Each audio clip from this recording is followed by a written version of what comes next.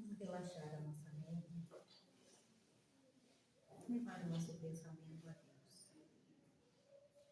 Obrigado, Mestre Jesus, por nós estarmos aqui. Obrigado à espiritualidade de luz desta casa, a casa de acolhida, de amor. A Maria, Mãe Santíssima, que nos cobre com seu manto sagrado. Que a luz do Mestre ilumine esta casa, os bons espíritos de luz, tanto os encarnados como os desencarnados, que por aqui passarem, que possam ser acolhidos, ser auxiliados, ter o amparo necessário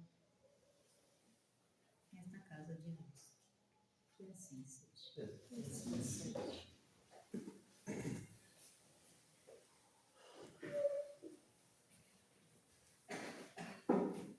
Boa noite a todos, sejam bem-vindos a essa casa de luz, de acolhimento, de amor.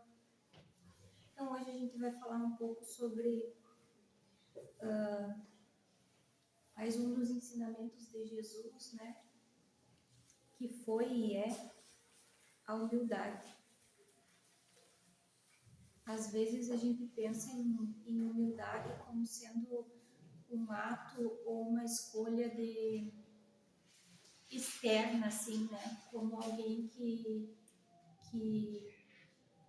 se utiliza de um tratamento diferente, mas eu acredito que a humildade seja muito mais algo interno, algo que vem de ti, algo que tu aprendeu com alguém, que tu seguiu aquele exemplo. Da mesma forma que eu acredito que a arrogância, muitas vezes, a soberba também vem de comportamentos que a gente vê e exemplos que a gente segue às vezes e que a gente precisa mudá-los, né? Então eu acho que a humildade ela precisa ser de verdade, ela precisa ser genuína, ela precisa ser de dentro para fora e não de fora para fora, né?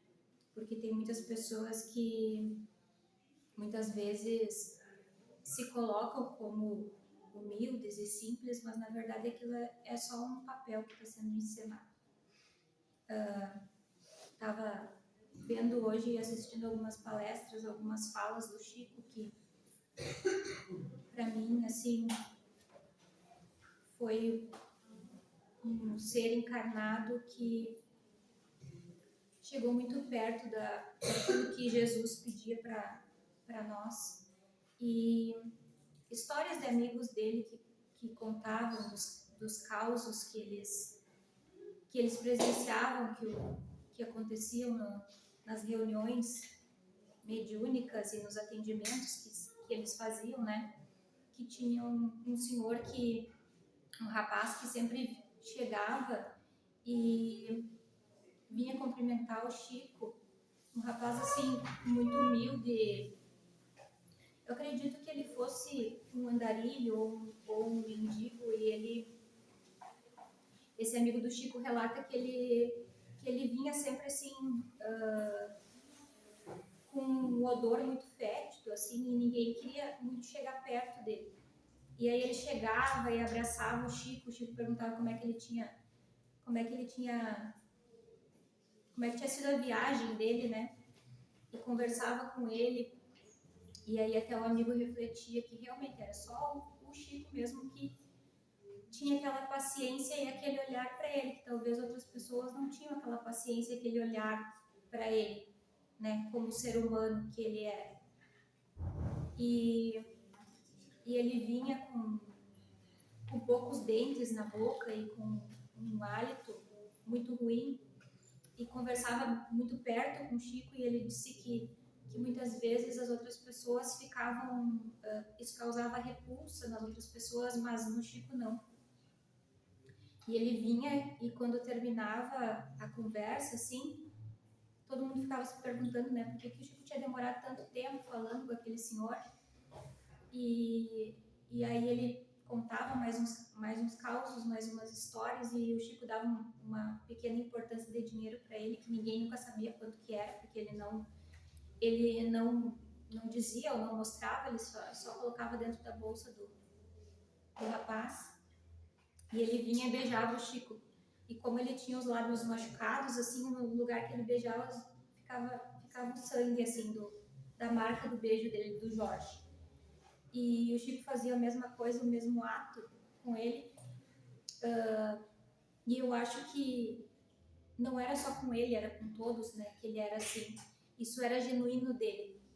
Então, não é algo que tenha que ser de aparência ou externo, é algo que era genuíno dele. Ele sabia que aquele irmão tinha a mesma condição que ele, de encarnado, e que ele talvez era um irmão um pouco menos feliz. E aí o Chico contou que quando ele desencarnou, a figura de Jesus mesmo que veio ao encontro dele, já que ele tinha sido esquecido pela sociedade, por todos.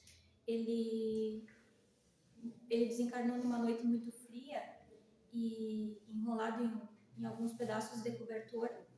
E o Chico falava que esse amigo relatava que Jesus abraçou a ele como se fosse um filho, assim, muito amado e muito querido, um amigo esperado, e levou ele.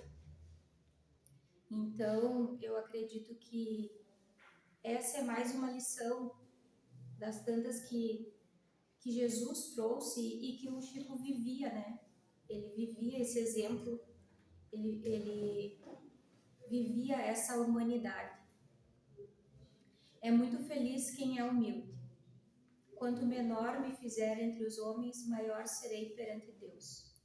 Se souberes sofrer em silêncio, verás, sem dúvida alguma, o socorro de Deus. Então, nas bem-aventuranças que Jesus nos deixou, ele falou: bem-aventurados os pobres em espírito, pois deles é o reino dos céus. Bem-aventurados os que choram, pois serão consolados. Bem-aventurados os humildes, pois eles receberão como herança a terra. Assim brilhe a luz de vocês diante dos homens, para que vejam as suas boas obras e glorifiquem ao Pai de vocês que está nos céus. Jesus, nosso bom mestre, veio em missão de amor, renúncia e humildade. Nasceu em um lar bastante simples, onde as lições eram dadas pelo exemplo. No Evangelho segundo o Espiritismo, nas instruções dos Espíritos, somos esclarecidos. Aos pobres espíritos que habitaram outrora a terra, conferiu Deus a missão de vos esclarecer. Bendito seja Ele pela graça que nos concede, a de podermos auxiliar o vosso aperfeiçoamento. A humildade é virtude muito esquecida entre vós. Bem pouco seguido são os exemplos que dela se vos tem dado. Entretanto, sem humildade, podereis ser caridosos com o vosso próximo? Aquela frase que fala que a tua mão esquerda não saiba aquilo que a tua mão direita dá, eu acredito que seja outra lição de humildade, porque a doação, a escolha de partilhar, também precisa vir de um coração humilde, de um coração generoso, né?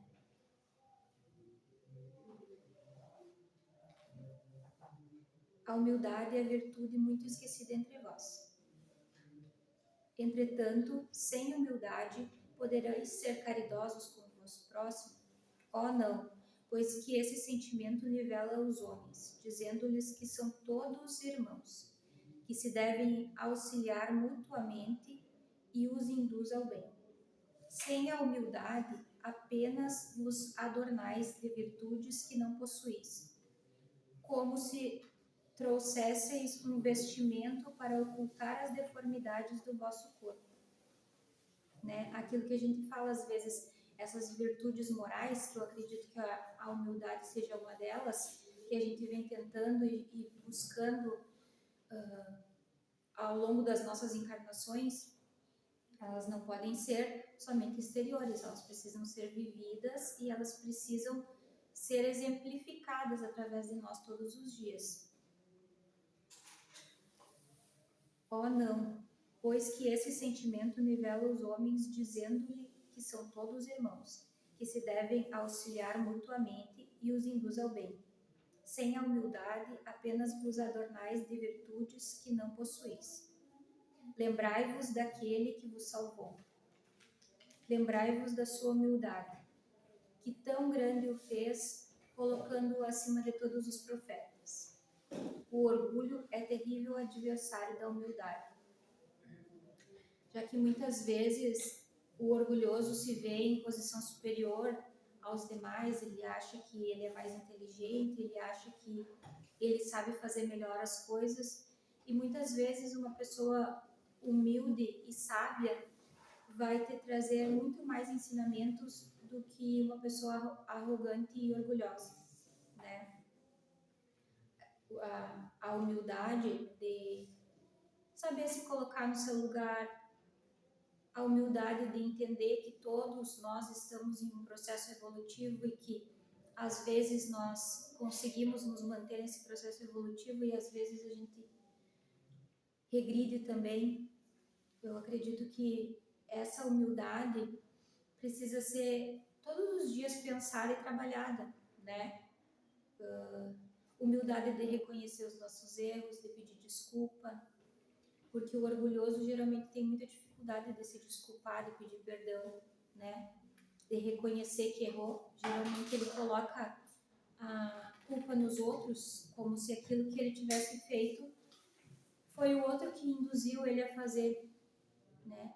A humildade de saber que tem muitas pessoas que sabem mais, que estudaram mais, que têm mais vivência, que são mais velhos, mais sábios. A humildade de reconhecer em cada espírito a evolução e a história de cada um, né? Porque às vezes se a gente não tem esse olhar humilde e benevolente, a gente só pega aquela história dali daquele momento e não vê toda a bagagem que aquele espírito traz junto de si, nós acabamos cometendo alguns julgamentos precipitados e muitas vezes, quase sempre, a gente se engana nesses julgamentos.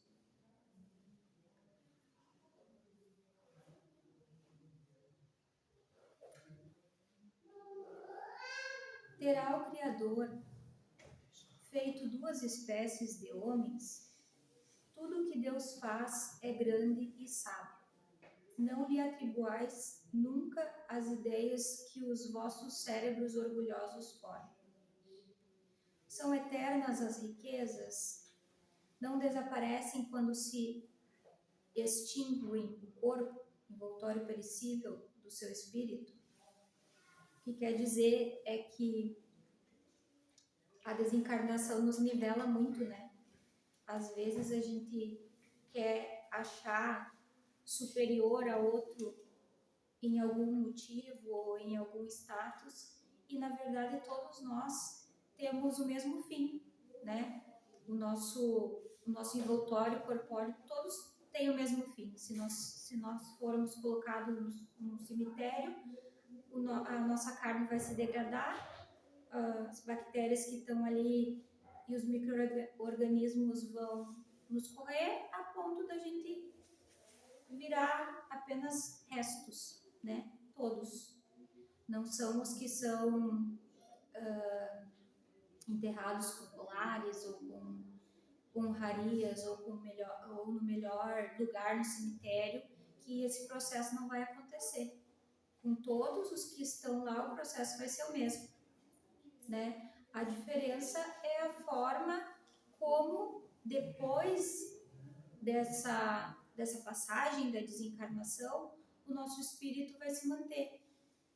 Porque tem espíritos tão apegados que ficam até mesmo no cemitério, vendo o corpo se desintegrar, e não conseguem sair dali, não conseguem sair daquela cena. Mas, na verdade, o corpo é só um acessório que a gente utiliza para fazer o que precisa fazer aqui, né? Ele precisa ser usado com sabedoria para que ele nos leve até os nossos objetivos, mas o de todos nós vai acabar da mesma forma. A não ser que a gente seja queimado, que daí a gente vai ser corrido pelo fogo também, vai dar quase na mesma coisa, só que vai ser um pouco mais rápido. Então, eu acredito que essa ideia da desencarnação às vezes nos traz para a realidade, assim, né? Antigamente muitas civilizações se utilizavam de pôr acessórios nos mortos e dinheiro e coisa, porque eles achavam que eles iam levar isso consigo, que eles poderiam usar isso. Imagina, o que a gente vai levar são as coisas boas que a gente fez ou que a gente não fez. É só isso. O que a gente vai levar são as preces, as orações e são os entendimentos ou os desentendimentos. O resto vai corroer ali do mesmo jeito que o nosso corpo. Jesus, nosso modelo e mestre, quando encarnado, andava rodeado dos humildes. Ele escolheu companhias com o coração aberto ao seu evangelho e sempre deixou claro, inclusive a Judas, que cego pela ambição não entendia por que Jesus recusava o poder do mundo. Dai a César o que é de César e a Deus o que é de Deus. Quer dizer que ele sempre explicava que o reino dele não era um reino material e nem um reino que seria vivido aqui. O reino dele estava dentro de cada um, era um reino acessível e que as pessoas precisavam mudar os seus comportamentos e as suas atitudes e que César era um rei na terra e que ele governava sobre as coisas materiais, mas não sobre os espíritos e nem sobre algo que ele não entendia, né? Que justamente ele tinha medo porque ele não entendia, porque eles achavam que Jesus iria tirar esse tipo de liderança e de trono. E nunca foi a pretensão de Jesus.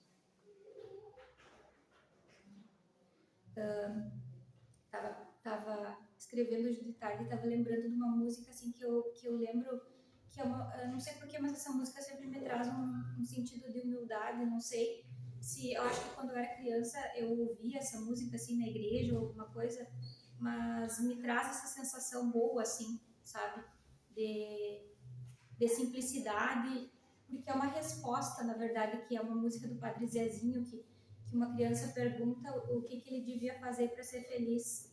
E ele responde: amar como Jesus amou, sonhar como Jesus sonhou, pensar como Jesus pensou e viver como Jesus viveu. Então é uma resposta tão simples, né, que foi dada para um grupo de crianças que vinham ali perguntar. E se nós pensarmos em viver como Jesus viveu, ele viveu na humildade, na simplicidade. Ele preferiu unir o coração dele ao coração daqueles que tinham a mesma esperança e o mesmo sentimento que ele. Não necessariamente que aquelas pessoas estavam prontas, mas elas tinham essa abertura no coração para receber o evangelho dele e conseguiam entender aquilo que ele passava, justamente porque era algo do coração, que ia do coração dele para o coração das pessoas. Pensando em nosso cenário, lembremos do nosso amado Chico Xavier, né? Como eu falava para vocês no início, o Chico começou a desenvolver a mediunidade dele com 4 anos, depois que a mãe dele desencarnou, e em todo esse desenvolvimento da mediunidade, ele nunca achou que ele era superior a alguém porque ele trazia mensagens ou porque ele escrevia muitos livros. Ao contrário, na verdade, ele dizia que ele era um cisco, né? Ele tinha essa humildade que podia até parecer para alguma pessoa que só ouvisse uma fala pequena dele, podia até parecer uma coisa só exagerada para mostrar, mas ao longo dos 92 anos dele, ele viveu essa humildade, ele viveu essa simplicidade. As pessoas chegavam e beijavam as mãos dele e ele beijava de volta, e ele não aceitava receber presente algum. Não aceitava de forma alguma receber presente, as pessoas queriam presenteá-lo porque aquilo que ele trazia para elas era muito maior do que aquele presente material que elas podiam dar para ele. Mas ele não aceitava, ele sabia que ele não podia aceitar aquilo que traziam para ele.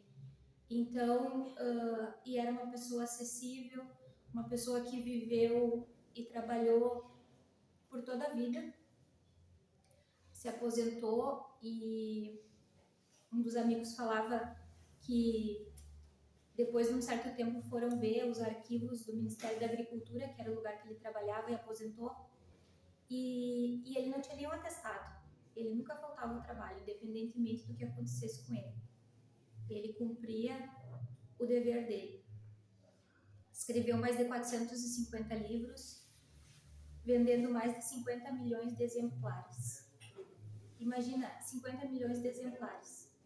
Ele não pegou nenhum centavo desses milhões de exemplares que ele vendeu. Todos eles ele doava para alguma instituição ou para algum centro que estava se formando, ou para a autoria, porque ele dizia que os livros não eram dele. Eles eram escritos através dele. O que ele fornecia era o corpo físico para que aqueles espíritos que pudessem escrever através dele trouxessem as mensagens necessárias. Ele foi indicado ao Prêmio Nobel da Paz em 1981 e em 1982. No dia 28 de julho de 1971, ele participou de uma entrevista num programa de TV que foi a maior audiência de programas de TV de todos os tempos. E ele, aí, quando ele chegou, o apresentador enalteceu muito ele, falou muito do trabalho dele, do trabalho principalmente de filantropia que ele fazia, porque o lugar que ele morava, a casa, era sempre conhecida como um lugar que também dava enxovais para as mães, sopa, alimento. Se não fosse ali, eles iam em lugares distribuir. Então o apresentador falou muito sobre isso, enalteceu muito ele, e aí ele, na primeira fala, ele disse que ele não se achava digno de estar ali naquele local, que ele foi indicado para estar ali e pediu para que Emmanuel estivesse com ele ali, porque ele não tinha conhecimento nem sabedoria para responder aquelas coisas que aquelas pessoas tão bem preparadas que estavam ali, na verdade, para indagar ele, e com a intenção de que talvez ele se perdesse em alguma resposta. Ele dizia que realmente ele não estava preparado para responder sozinho aquilo, mas que aquilo que ele pudesse responder e que os mentores dele pudessem ajudar, ele iria responder. Então, diziam que as pessoas iam procurar ele porque estavam com muita saudade de Jesus. Então eu imagino assim, e gostaria muito de ter tido a oportunidade de conhecê-lo, porque só de ouvir a voz dele nas palestras e nas poucas entrevistas que ele concedeu é algo que traz tanta paz, que traz tanto amor, assim, a fala dele, que coincide com o exemplo dele, né? Porque aquilo que a gente sempre fala aqui, a nossa fala tem que coincidir com o nosso exemplo.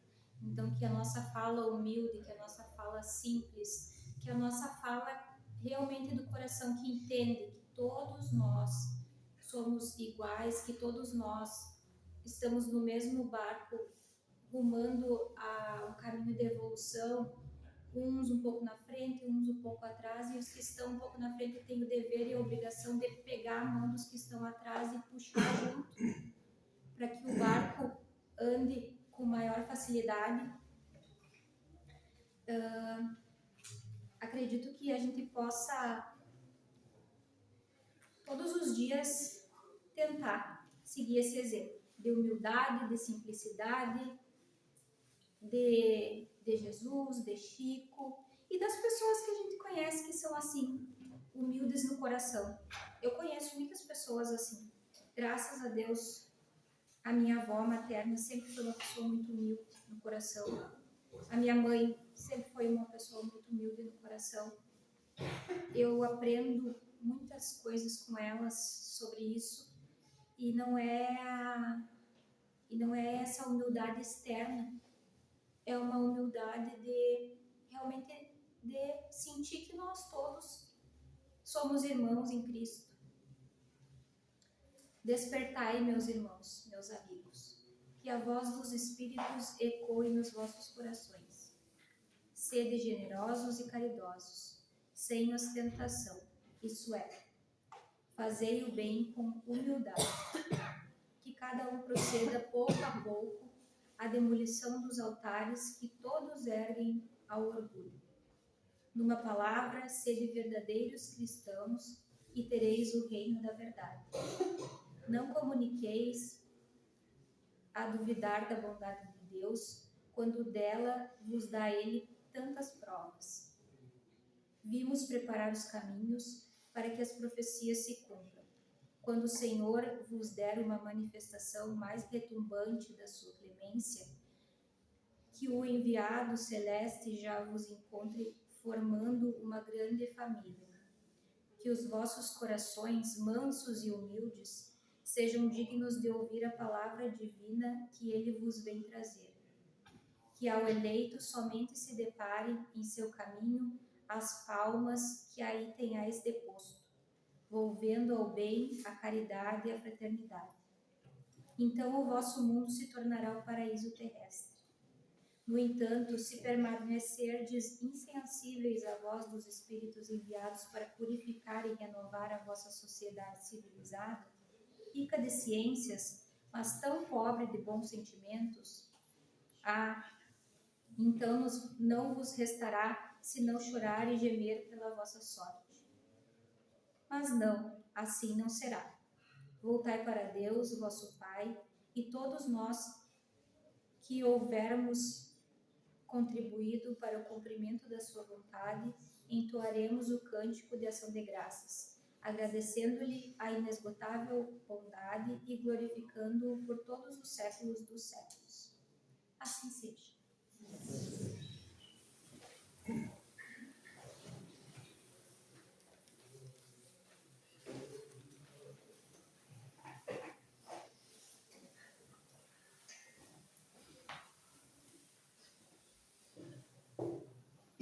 Obrigada, Pai, por mais esse encontro, pela presença desses irmãos que por aqui passaram, que cada um retorne aos seus lares, de acolhida, de afeto, de amor, que tenha uma noite de paz, de harmonia e de serenidade. Pai nosso, Que estais nos céus, santificado seja o vosso nome. Venha a nós o vosso reino. Seja feita a vossa vontade, assim na terra como nos céus. O pão nosso de cada dia nos dai hoje. Perdoai as nossas ofensas, assim como nós perdoamos a quem nos tem ofendido. E não nos deixeis cair em tentações, mas livrai-nos